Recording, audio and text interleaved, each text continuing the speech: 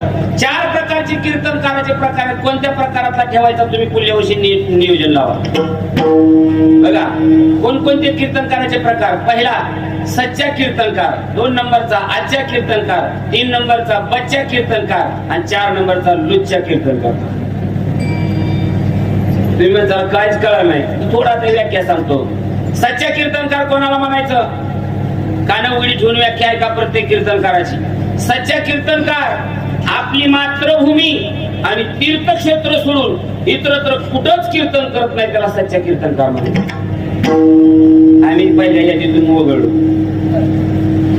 आम्ही कुठेही कीर्तन करतो. आपली मातृभूमी आणि तीर्थक्षेत्र सोडून कुठेही कीर्तन करत नाही, त्याला काय म्हणायचं? सच्चा कीर्तनकार. चला 2 नंबरचा कीर्तनकार आजच्या कीर्तनकार. तारीख आली, तारीख घेतो, कीर्तनाला येतो, किती दिलंय कमी जास्त हे न पाहता दिलेल्या त्यांच्या काय असेल फुलना फुलाच्या पाकळीमध्ये समाधानी राहून तेवढं घेऊन सेवा करतो. दुसऱ्या दिवशी बी बोलवलं तर अजून सेवेला येतो, त्याला आजच्या कीर्तनकार म्हणतात. 3 नंबरचा बच्चा कीर्तनकार. कीर्तनाला येतो, कीर्तनाची तारीख घेतो, कीर्तनाला येतो, कीर्तन करतो, कीर्तन झालं पाकिट दिलं की संयोजकाच्या पुढंच पाकिट फोडतो. जवळ आहे का गाव, कुठून आले, आम्ही बिंबळी पासून आले, अजून 500 तरी द्या, 1000 तरी द्या. लहान लेकरासारखं मागून घेणारी जात म्हणजे बच्चा कीर्तनकार. 4 नंबर कच्चा कीर्तनकार. एक राहिला, 5 कीर्तनकार आहे. चौथा आहे कच्चा कीर्तनकार. कच्च्या कीर्तनकार कोणाला म्हणायचं? तारीख घ्यायची झाली, तारीख ठरली की अकाउंटला पैसे टाकावे लागते. त्याचं कीर्तन होईल न होईल याची गॅरंटी नाही, पण पहिले पैसे टाकावे लागतात. त्याला कच्च्या कीर्तनकार ठरवून येणारे हे सगळे यादीत आहे. आणि 5वा आहे महत्वाचा लुच्चा कीर्तनकार.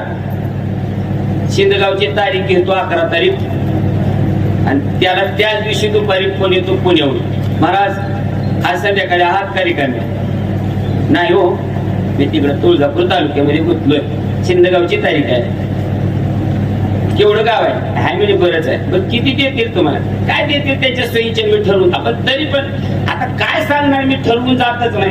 पण ते लई चांगलं देतील 4-5 काय 6,000 त्यांच्या सोयीचे काय असतील ते. महाराज आपली 21,000 येतात तारीख. लगेच शिंदगावला फोन, संतोष भाऊला, हो तब्येत बिघडलेली आहे, पोटात कळ मारायला लागले सकाळपासून आणि मी काय कीर्तनाला येऊ शकत नाही. त्याच्या आयुष्यात कळ बंद होत नाही बा.